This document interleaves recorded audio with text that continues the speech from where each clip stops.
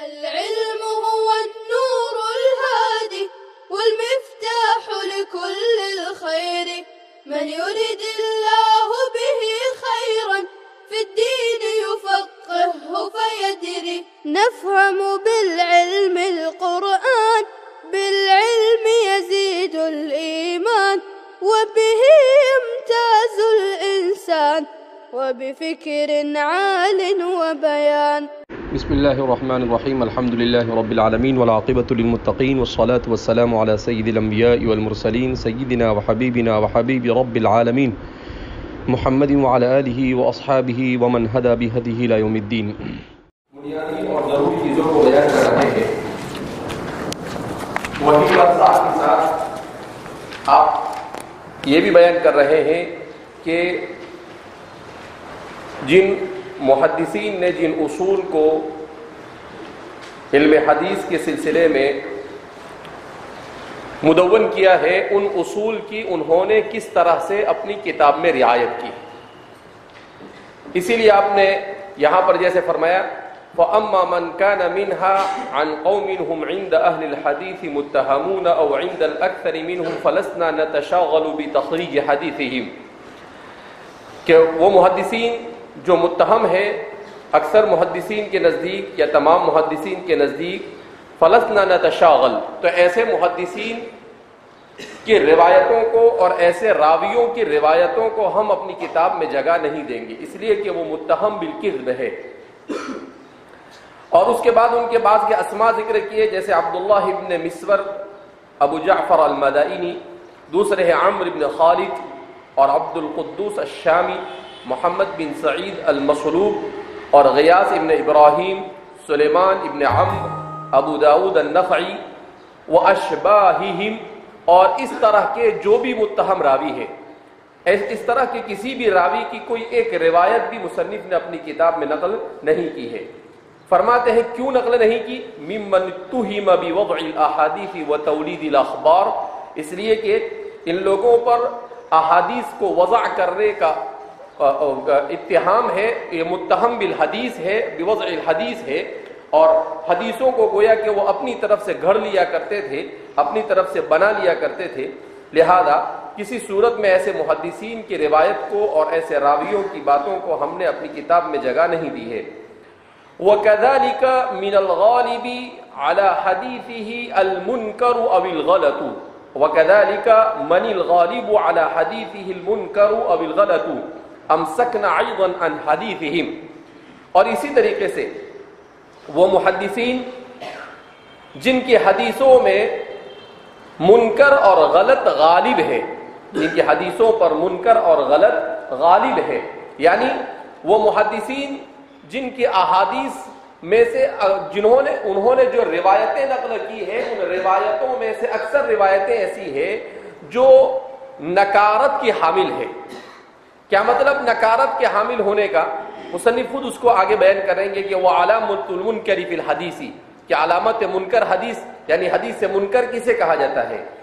تو فرماتے ہیں کہ جن کے احادیث پر نکارت غالب ہو یا جو کثرت سے غلط یعنی بکثرت غلطیاں کرتے ہو، امسکنا ایضا عن حدیثہم، تو یہ دوسرے درجے کے یعنی وہ پہلے درجے کے واضعین ہیں، اس کے بعد کا دوسرا درجہ جو ہے ضعیف راویوں میں، تو کہا ان کی احادیث کو بھی ہم اپنی کتاب میں جگہ نہیں دیں گے. اس کے بعد فرماتے ہیں وَعَلَامَةُ الْمُنْكَرِ فِي حَدِيثِ الْمُحَدِّثِ إِذَا مَا عُرِضَتْ رِوَایَتُهُ لِلْحَدِيثِ عَلَى رِوَایَةِ غَيْرِهِ مِنْ أَهْلِ الْحِفْظِ وَالرِّضَى خَالَفَتْ رِوَایَتُهُ رِوَایَتَهُمْ أَوْ لَمْ تَكَدْ تُوَافِقُهَا فَإِنْ كَانَ الْأَغْلَبُ مِنْ حَدِيثِهِ كَذَلِكَ كَانَ مَهْجُورَ الْحَدِيثِ غَيْرَ مَقْبُولِهِ وَلَا مُسْتَعْمَلِهِ. فرماتے ہیں کہ حدیث میں کسی بھی محدث کی حدیث میں نکارت کی علامت کیا ہے؟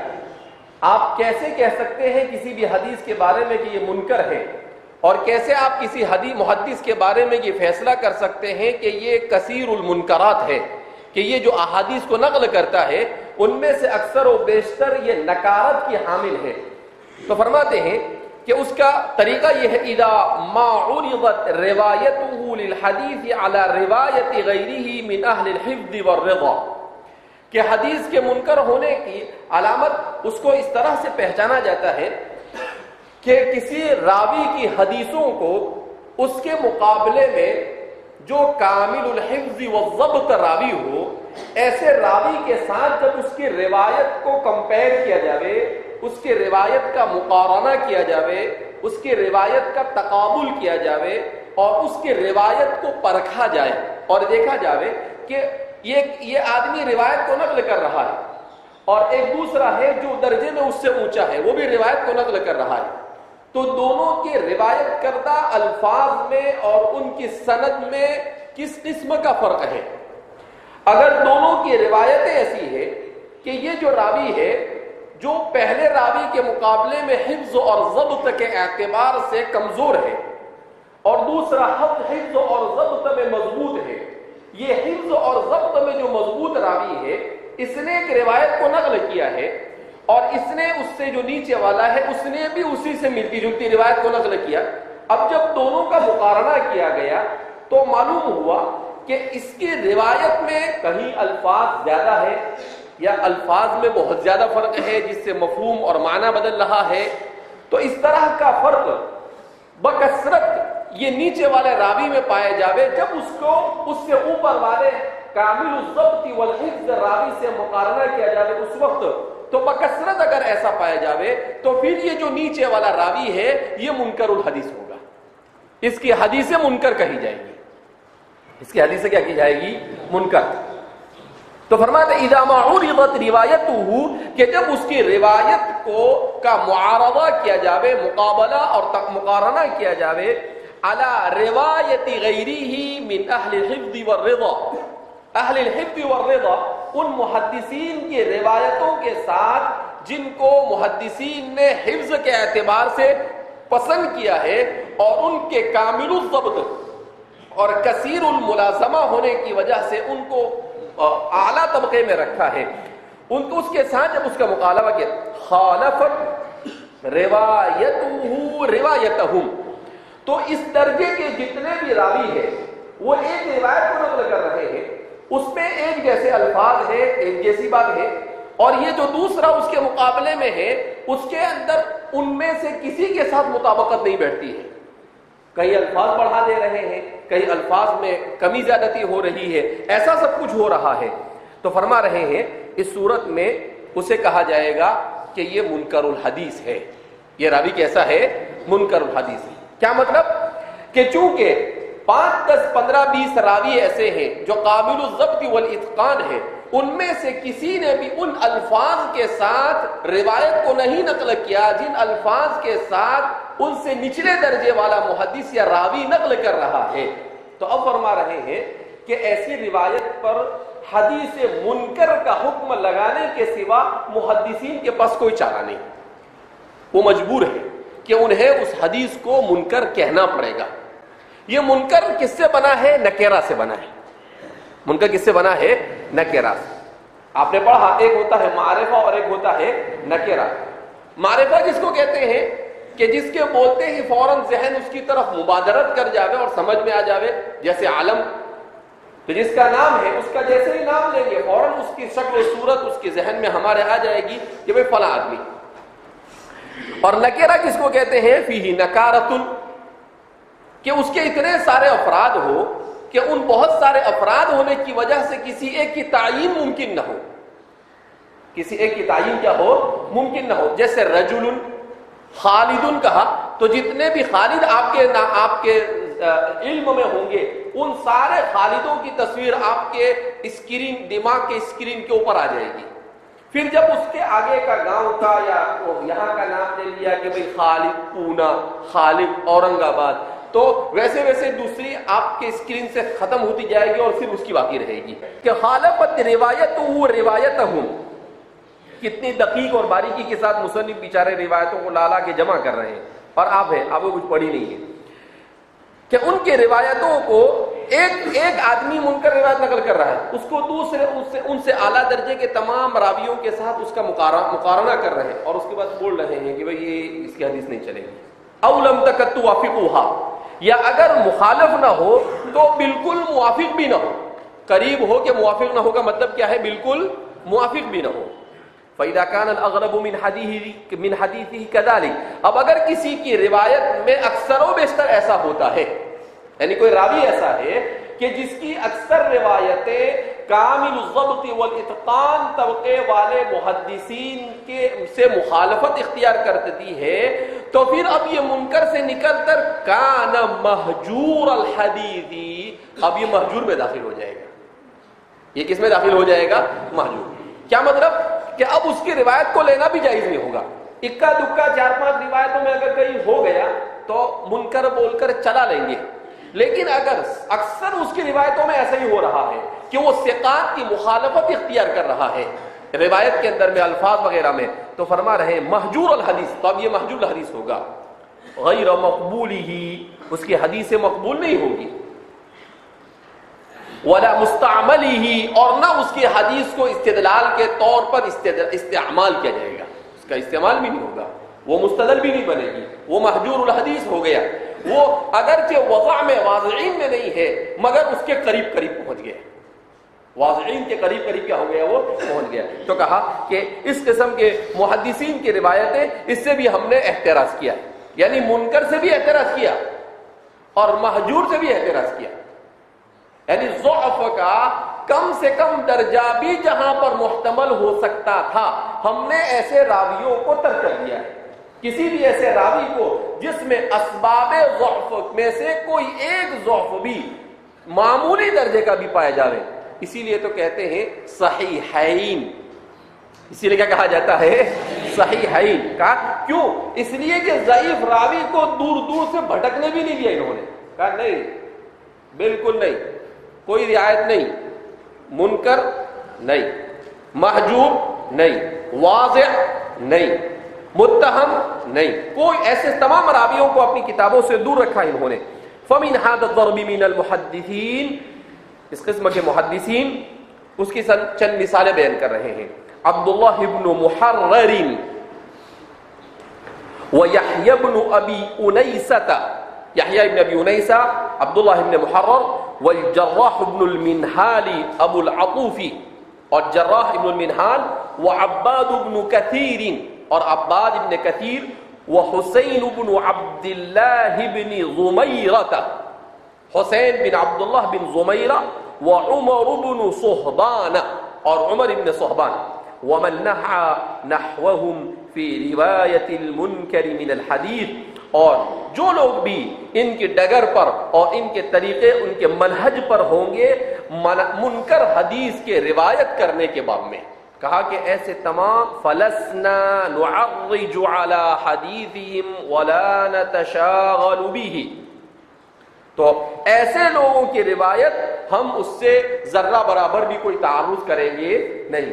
اب یہ عبداللہ ابن محرر وغیرہ کے سلسلے میں میں اس کو لکھواؤں گا تو نہیں، البتہ ایسے ہی ان کے سلسلے میں محدثین نے کیا کہا ہے تھوڑا سا ان کے سلسلے میں بیان کرتا چلتا ہوں. جیسے فرماتے ہیں عبداللہ ابن محرر، امام نووی فرماتے ہیں کہ اس کو محرر ہی پڑھا گیا ہے، اور روایت کے باب میں راویوں نے اس کو محرر ہی کے الفاظ کے ساتھ نقل کیا ہے. امام بخاری نے بھی اپنی کتاب میں ان کے سلسلے میں فرمایا ہے کہ اسے محرر پڑھا جائے گا، اور غسانی وغیرہ نے بھی، یعنی سب سے پہلے اس کے ضبط کے بارے میں کلام کیا. قاضی عیاض فرماتے ہیں کہ بعض حضرات نے ان کو محرز بھی لکھا ہے، کہ ان کا نام محرر نہیں ہے بلکہ محرز ہے. تو ان کے ضبط کے سلسلے میں اختلاف ہے، ضبط اسم کے سلسلے میں. تو فرماتے ہیں کہ اکثر و بیشتر حضرات نے ان کو محرر لکھا ہے، البتہ قاضی عیاض کے بیان کے مطابق ان کے بعض لوگوں نے، بعض راویوں نے ان کو محرر لکھنے کے بجائے ان کو محرز بھی لکھا ہے. چونکہ یہ اس زمانے، جس زمانے میں یہ ساری چیزیں ہو رہی تھی، ابھی اس زمانے میں نقطے اور اعراب وغیرہ بالکل اپنے ابتدائی مرحلے میں تھا، لہذا محدثین کے یہاں پر اس کا زیادہ اہتمام نہیں ہوتا تھا. اسی لیے ہمارے محدثین کے یہاں پر مستقل اس سلسلے میں فن وجود میں آئے، المؤتلف والمختلف، المتفق والمفترق. یہ علم ہے، مستقل ایک علم کی حیثیت. المؤتلف والمختلف کیا مطلب؟ کہ جس میں کلمہ بالکل ایک جیسا ہو، کلمہ بالکل کیسا ہو؟ ایک جیسا ہو، لیکن مختلف فی الضبط، مگر ضبط میں مختلف ہو. جیسے عباد اور عباد، عباد اور عباد. تو عباد اور عباد لکھنے میں کیسا آئے گا؟ جب اس پر کوئی اعراب نہیں لگائیں گے تو دونوں کیسے لکھے جائیں گے؟ اڑا دیے، ہاں لکھے جاتا ہے یہ عباد. اب اس کو آپ عباد بھی پڑھ سکتے ہیں اور اس کو آپ عباد بھی پڑھ سکتے ہیں. تو اب اس کو کیا بولیں گے؟ اس کو بولیں گے مؤتلف، ای مؤتلف فی الخط ومختلف ای مختلف فی التلفظ. تو اب یہ خط میں تو مختلف ہو گیا، لیکن اس میں مختلف ہو جائے گا. کس میں؟ پڑھنے میں، کہ ایک کا نام عباد ہے اور ایک کا نام عباد ہے. تو اس طرح کے اسماء، اس پر 8 جلدوں میں کتابیں ہیں. کتنی جلدوں میں؟ 8 جلدوں میں کتابیں لکھی ہے لوگوں نے. ایسے سارے راویوں کو جمع کر دیا کہ ان کا اصل ضبط کیا ہے. اسی لیے فرماتے ہیں کہ ان کے سلسلے میں بیان کرتے ہیں کہ کسی نے محرر پڑھا ہے عام طور پر، اور بعض حضرات نے ان کو محرز بھی پڑھا ہے. البتہ عام طور پر لوگوں نے کہا ہے کہ محرر ہی صحیح ہے، جنہوں نے ان کے نام کے ساتھ محرز پڑھا ہے وہ غلط ہے. اب یہ عبداللہ ابن محرر کون ہے؟ تو فرماتے ہیں کہ عبداللہ ابن محرر یہ العامری الجزری الحرانی، حران کے رہنے والے تھے، دمشق کے پاس، شام کے. اور بعض حضرات نے کہا الرقی، قاضی الجزیرہ، جزیرہ کے قاضی رہے ہیں. ابو جعفر الرقا نے ان کو ولایت قضا پر بٹھایا تھا. وہو من تابع التابعین، اور یہ تبع تابعین میں سے ہے. یہ قتادہ، زہری، نافع، عبد الکریم الجزری، ایوب اور حکم ابن عیینہ وغیرہ سے روایت کو نقل کرتے ہیں.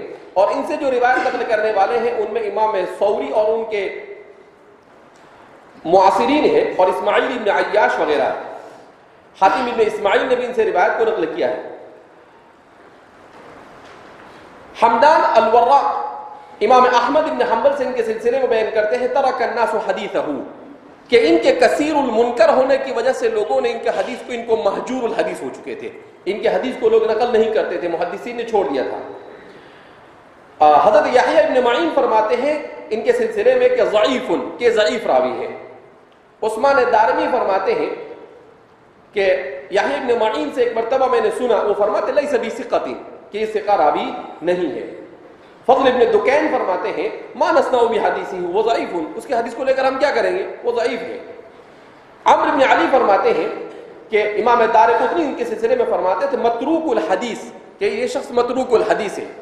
قاضی ہے، اپنے شہر کا کیا ہے، قاضی ہے، لیکن نہیں بخشا محدثین نے، کہا نہیں متروک الحدیث ہے. امام دارقطنی بڑے سخت ہے. امام نسائی فرماتے ہیں لیس بثقۃ ولا یکتب حدیثہ، کہ بھئی یہ ثقہ راوی نہیں، ان کی حدیثوں کو لکھا وکھا نہیں جائے گا. ابو حاتم نے کہا ان کو منکر الحدیث، ابو حاتم فرماتے ہیں کہ یہ منکر الحدیث ہے. عبداللہ ابن مبارک فرماتے ہیں کہ میں نے جوزجانی کو سنا کہ وہ کہتے تھے ہالکن، یہ ہالک آدمی ہے. عجیب عجیب الفاظ استعمال کرتے تھے ہمارے محدثین، چھوڑتے نہیں تھے ذرا برابر بھی. ابو زرع فرماتے ہیں ضعیف الحدیث، ابو زرع نے ان کے بارے میں کہا کہ یہ ضعیف الحدیث ہے. امام بخاری نے بھی ان کو منکر الحدیث کہا.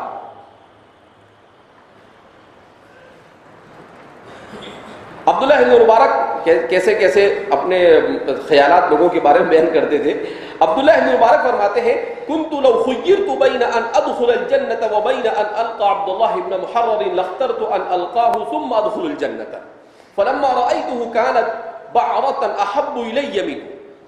کیا فرماتے عبداللہ ابن مبارک کہ لو خیرت، اگر مجھے یہ اختیار دیا جاوے کہ یا تو تم جنت میں داخل ہو جاؤ یا عبداللہ ابن محرر سے ملاقات کرو، تو کیا فرماتے ہیں تو میں ان کی لقاء کو پسند کرتا اور ان سے ملنے کے بعد پھر جنت میں جاتا، دونوں اختیار کرتے ہوئے. تو ان کے بارے میں انہوں نے اچھا سن رکھا تھا، تو اس لیے ان کا گمان ان کے بارے میں اچھا تھا، عبداللہ مبارک کے بارے میں.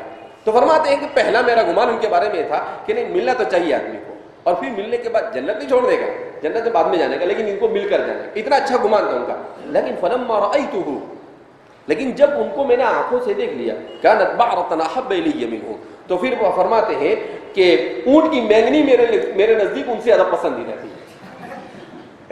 کیسے اپنے خیالات بیان کرتے تھے، کہا بالکل اب بالکل پسند نہیں، یعنی پہلے جنت میں جانے سے پہلے ان کو ملنے کے جانے کا بول، لیکن جب ان کو دیکھ لیا تو کہا کہ مجھے پسند نہیں آئے، وہ آدمی صحیح نہیں لگے۔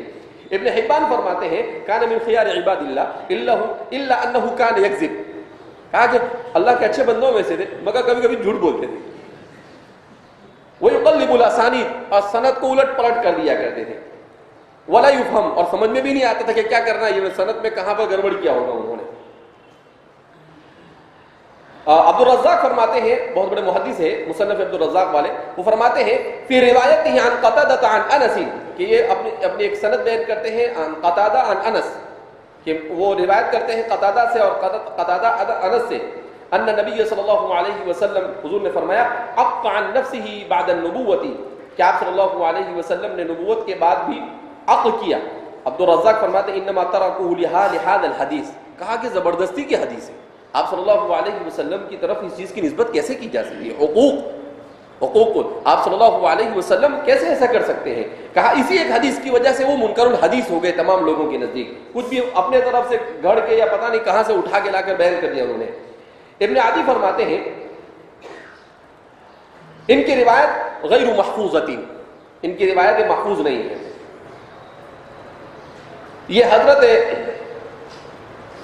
ان کے انتقال کے سلسلے میں بیان کرتے ہیں کہ ابو جعفر کے زمانے میں انتقال ہوا، اور محدثین بہرحال ان کے سلسلے میں یہ فرماتے تھے کہ منکر الحدیث ہے۔ یہ زہری سے بھی روایت نقل کرتے تھے اور قتادہ اور یزید اصم سے بھی، لیکن ساری کے ساری مناکیر ہوا کرتی تھی۔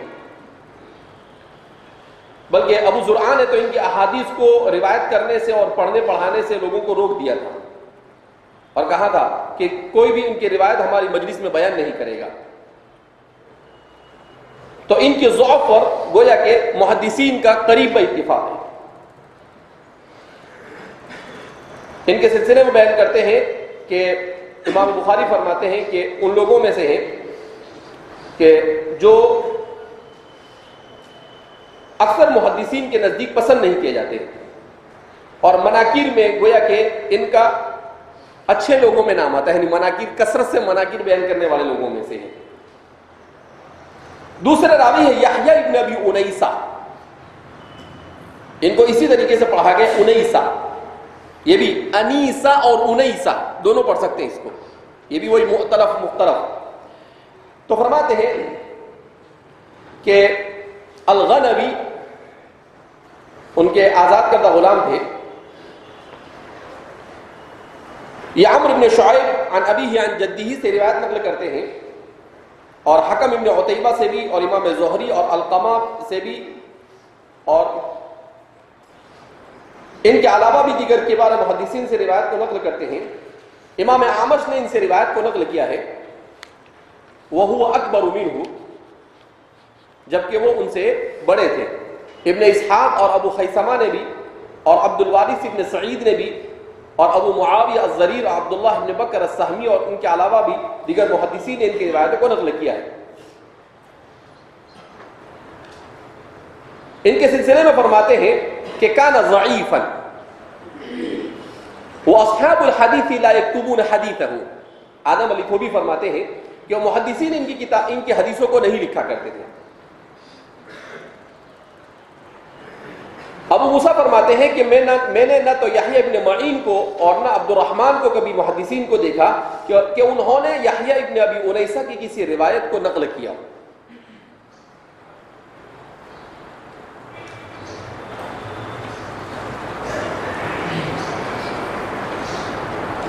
ابو حاتم فرماتے ہیں یحییٰ ابن سعید لم یکتب عن ابن ابی انیسہ، کہ ایک محدث تھے یحییٰ ابن سعید، وہ بھی ابن ابی انیسہ کی روایت کو لکھنے سے احتراز کرتے تھے، اور اگر کبھی ان کی کوئی روایت لکھ بھی لیتے تھے کسی سے سن کر تو اسے آگے نقل نہیں کیا کرتے تھے۔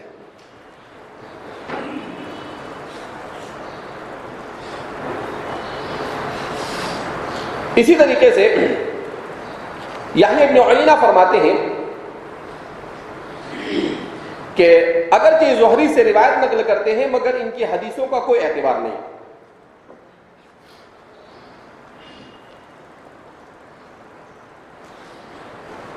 ان کے بھائی خود بیان کرتے ہیں زید ابن ابی انیسہ لا تکتب عن اخی یحییٰ فانہ کذاب.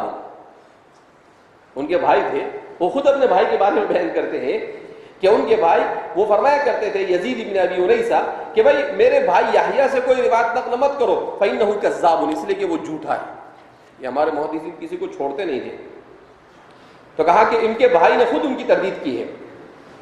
اور یحییٰ ابن ابی انیسہ کے سلسلے میں امام احمد ابن حنبل فرماتے ہیں متروک الحدیث, کہ یہ شخص متروک الحدیث ہے. اب یہاں پر ایک بات یہ سمجھ میں آتی ہے کہ اعمش وغیرہ ان سے روایت نقل کرتے ہیں, تو یہ جو کبار راوی ان لوگوں سے جو روایت نقل کرتے تھے اس روایت کا مقصد کیا ہوتا تھا کہ یہ ہر طرح کے لوگوں سے روایت لے لیتے تھے, مگر جب نقل کرتے تھے تو کسی راوی پر جو کلام ہوتا تھا وہ بیان کر دیا کرتے تھے کہ بھائی اس کی روایت میں نقل تو کر رہا ہوں مگر یہ منکر الحدیث ہے, یہ متروک الحدیث ہے, یہ صاحب المناکیر ہے. اس طریقے سے وہ بیان کر دیتے تھے. لہذا بعد میں آنے والے کے لیے کسی طرح کا کوئی اشتباہ باقی رہتا تھا نہیں. تو اس کا مطلب کیا کہ ضعیف راویوں سے جو ثقات راوی وہ نقل کرتے ہیں اس کا مقصد بھی یہ ہے تاکہ لوگوں کو اس ضعیف روایت کے ضعف کا سبب پتہ چل سکے کہ بھئی یہ ضعیف ہے تو کیوں ضعیف ہے, کہ اس لیے ضعیف ہے. تو اس لیے فرماتے ہیں امام دارمی فرماتے ہیں لیس بشیء, یحییٰ کسی درجے میں نہیں ہے. اور اسی طریقے سے ابو حاتم فرماتے ہیں کہ میں نے ابو زرعہ سے پوچھا تو ابو زرعہ نے کہا لیس بالقوی, کہ بھئی یہ قوی راوی نہیں ہے. ابن مدینی بھی ان کو ضعیف کہا کرتے تھے اور کہتے تھے لا یکتب حدیثہ, اس کے حدیث کو لکھنے کا جواز نہیں ہے. تو فرماتے ہیں اجتمع اصحاب الحدیث علی ترکہ, کہ محدثین کے ان کے احادیث کو ترک کرنے پر گویا کہ قریب کا اتفاق ہے.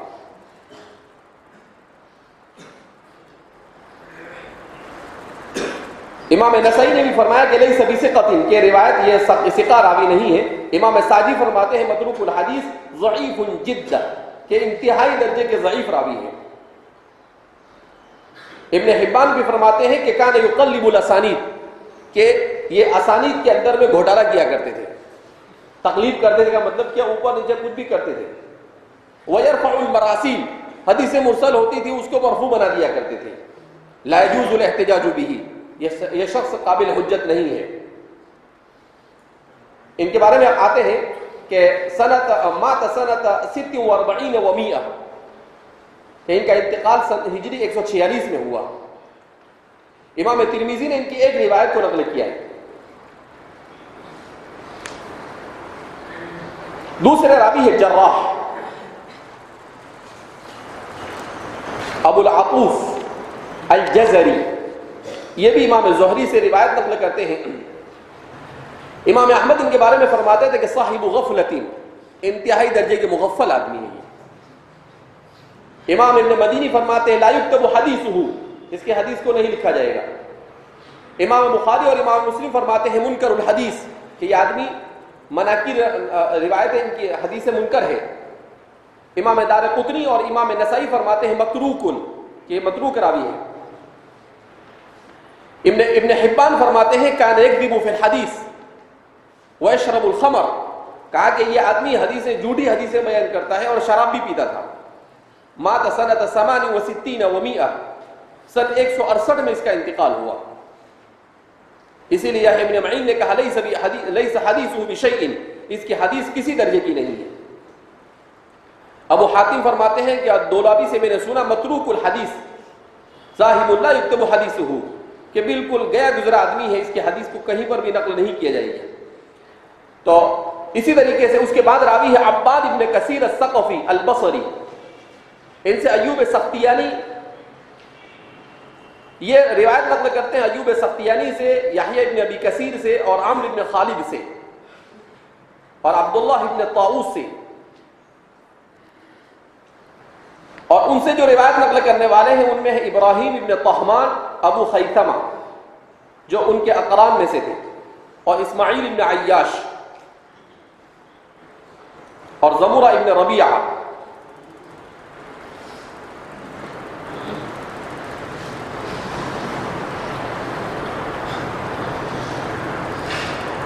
ان کے سلسلے میں ابو طالب نقل کرتے ہیں کہ امام احمد بن حنبل فرمایا کرتے تھے کہ هو اسوأ حالا من الحسن بن عمارہ، کہ حسن بن عمارہ جو راوی ہے اور ابو شیبہ جو راوی ہے ان سے بھی زیادہ بدتر ان کی حالت ہے. روا احادیث کذب لم يسمعها، کہا جھوٹی روایتیں ایسی نقل کرتے ہیں کہ کبھی کسی سے سنا ہی نہ ہو.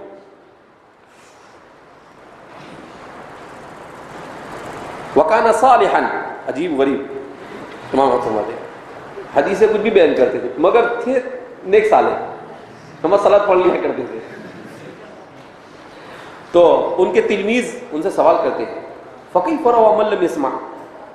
قال البل هو الغفلہ، البل هو الغفلہ، کہا لا ابالی پن تھا اور غفلت زیادہ تھی. اس لیے جان بوجھ کر جھوٹ نہیں بولتے تھے لیکن کچھ سمجھتا امجھتا نہیں تھا، غفلت کا شکار تھے. کہا اس لیے اس طرح کی روایتیں نقل کرتی. امام احمد بن حنبل فرماتے ہیں یعنی کتنی ہمارے محدثین کے یہاں پر جو چیز جس میں جو پایا اس کو برابر مکمل ویسا ہی بیان کر دیا. کہا کہ صالح، پھر کہا کہ بھئی صالح، آپ ان کو نیک صالح کہہ رہے ہیں اور نیک صالح ہونے کے بعد آدمی حدیث جھوٹ کیسے گھڑ سکتا ہے؟ کہا غفلت کا شکار تھے، جان بوجھ کے حدیث وضع کرتے یا جھوٹ نہیں بولتے تھے. یحییٰ ابن معین نے بھی ان کو ضعیف الحدیث کہا اور ان کے بارے میں کہا لا یکتب حدیثہ.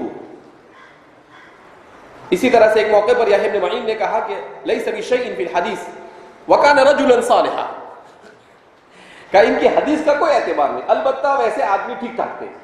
رجلا صالحا، نماز صلات پڑھتے ہوں گے ٹھیک ہے لیکن حدیث کے باب میں ان کا اعتبار نہیں ہوگا.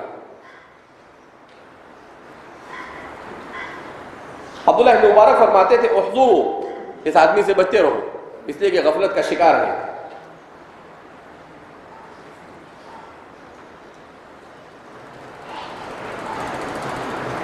ابو حاتم فرماتے ہیں کہ انہوں نے مکہ میں سکونت اختیار کی تھی، البتہ ضعیف الحدیث تھے.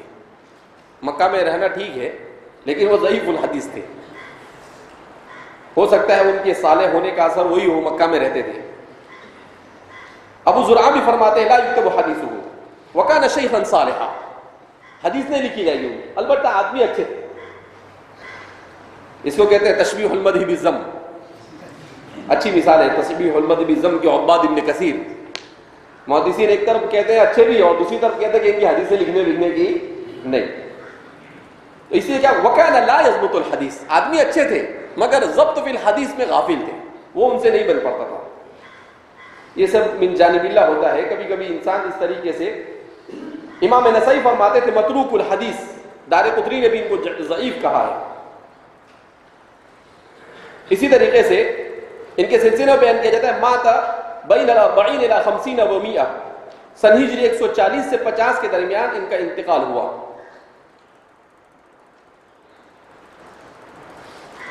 امام سفیان ثوری کے بارے میں آتا ہے کہ یہ موجود تھے جب ان کا انتقال ہوا. ولما مات لم يصلي علیہ، لیکن آپ نے ان کی نماز جنازہ نہیں پڑھی. کہا کہ حدیث کے باب میں انہوں نے گڑبڑ کی ہے، یاد ہے یہ برداشت کیا جائے گا. محدث تھے نا سفیان ثوری، تو انہوں نے کہا کہ میں ان کی نماز جنازہ نہیں پڑھوں گا. اس کو کہتے ہیں الحب فی اللہ والبغض فی اللہ. اس کے بعد راوی ہے حسین بن عبداللہ بن زمیرہ. یہ حسین بن عبداللہ زمیرہ، ان کے بارے میں فرماتے ہیں کہ یہ روایت نقل کرتے ہیں اپنے والد سے. امام مالک نے کہا ہے کہ بھئی یہ جھوٹے آدمی ہیں. ابو حاتم فرماتے ہیں متروک الحدیث کذاب. ابن معین فرماتے ہیں لیس بثقۃ ولا مأمون، نہ یہ ثقہ راوی ہے اور نہ ان کے بارے میں کوئی اعتماد کیا جا سکتا ہے. امام بخاری فرماتے ہیں منکر الحدیث ضعیف، یہ منکر الحدیث ہے اور ضعیف ہے. ابو زرعہ فرماتے ہیں لیس بشیء یضرب علی حدیثہ، کہا ان کی کسی درجے میں نہیں ہے، ان کی حدیث تو کسی درجے کی نہیں ہے، کہیں بھی پھینک دی جا سکتی ہے، کوئی روایت میں نہیں کیا جا سکتا ہے. امام احمد بن حنبل فرماتے ہیں متروک الحدیث، دارقطنی نے بھی ان کو متروک الحدیث کہا ہے. اور ابن ابی اویس فرماتے ہیں کان یتہم بالزندقہ کہ یہ زندقہ کی ان کو زندیق کہا جاتا تھا، ان پر زندیق ہونے کی تہمت ہے.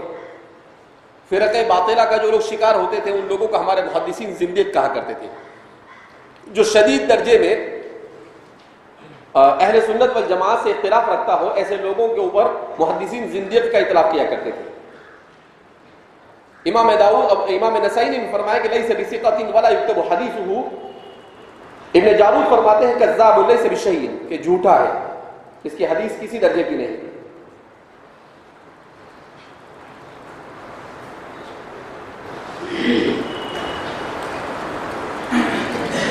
العقیلی فرماتے ہیں الغالب علی حدیث الوہم والنکارہ کہ ان کی حدیث میں اکثر و بیشتر وہم اور نکارت غالب ہے.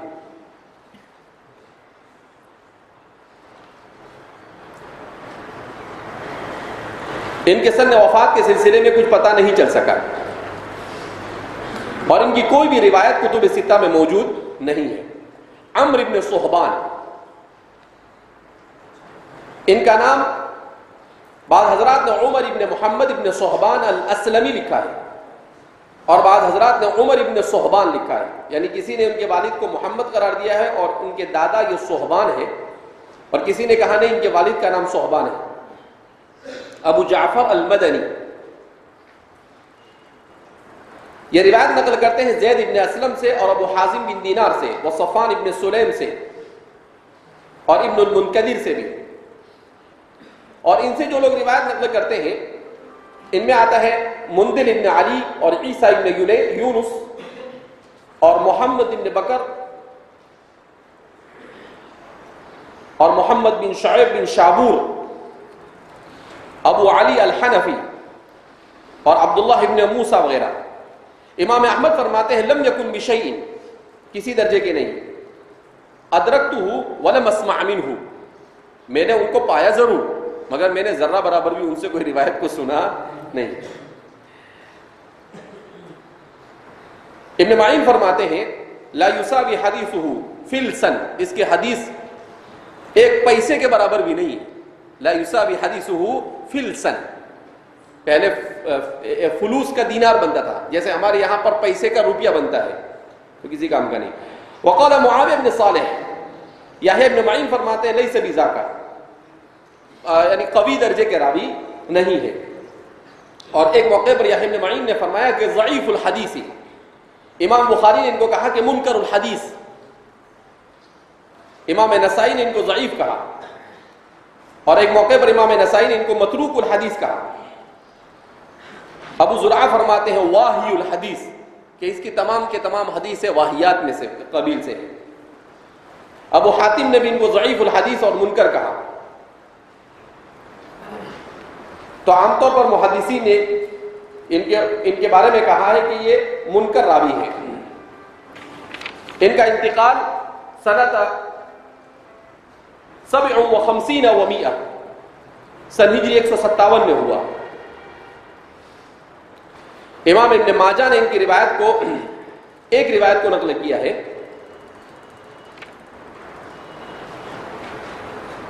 بہرحال تو ان لوگوں کے نام مصنف نے ذکر کیا یہ وہ راوی ہے جن کی روایت کے اوپر منکر غالب ہے. فلسنا نعرج على حدیثهم ولا نتشاغل به تو ان کی حدیثوں کو نہ ہم نقل کریں گے اور نہ ہم اس میں اپنا وقت کھپائیں گے. کیوں؟ لأن حكم أهل العلم والذي نعرف من مذهبهم في قبول ما يتفرد به المحدث من الحديث أن يكون قد شارك الثقات من أهل العلم والحفظ في بعض ما رووا. تو کیا فرماتے ہیں کہ اس لیے ہم نے ان کی روایتوں کو نہیں لیا کہ مجھے ان سے کوئی دشمنی نہیں تھی. امام مسلم فرماتے ہیں لأن حكم أهل العلم اس لیے کہ محدثین نے اس طرح کے لوگوں کے سلسلے میں جو حکم لگایا ہے کن کے بارے میں الذی نعرف من مذہبہم ان محدثین کے کہ جن کے مذہب کو ہم صحیح سمجھتے ہیں احادیث کے نقل کرنے کے باب میں کا یتفرد به المحدث من الحدیث کہ اگر کوئی محدث کسی حدیث میں تفرد کرتا ہے تو اس کے تفرد کو ان یکون قد شارک الثقات اس کا تفرد کسی نہ کسی ثقہ راوی کے ساتھ مشارکت کرنا چاہیے، یعنی کسی اس سے بہتر درجے کا جو راوی ہے اس کے بھی الفاظ اسی انداز میں ہونے چاہیے۔ اگر وہ اس سے ملتا جلتا نہیں ہے، جو من اہل العلم والحفظ ہے، جو ان سے روایت نقل کیا ہے، تو فرما رہے ہیں اس صورت میں ایسے آدمی کی حدیث کو نقل کرنے کے سلسلے میں محدثین نے منع کیا ہے کہ بھئی ایسے منکر الحدیث کی روایت کو نقل نہیں کیا جائے گا۔ وَأَمْعَنَ فِي ذَلِكَ عَلَى الْمُوَافَقَةِ لَهُمْ، اور ایسے لوگوں کی روایت کو نقل کرنے میں یا ان کی موافقت کرنے میں بہت گہرائی سے نظر رکھنی پڑے گی، بہت گہرائی سے دیکھنا پڑے گا کہ اگر کوئی منکر الحدیث آتا ہے، ہاں اگر اس کی کوئی حدیث ایسی ہے جو کس سے ملتی جلتی ہے، مشاہیر حفاظ سے ملتی جلتی ہے، تو اس کو نقل کرنے میں کوئی حرج نہیں، لیکن اگر ان سے مخالفت کرتی ہے تو پھر ایسی روایت کو کسی صورت میں قبول نہیں کیا جائے گا۔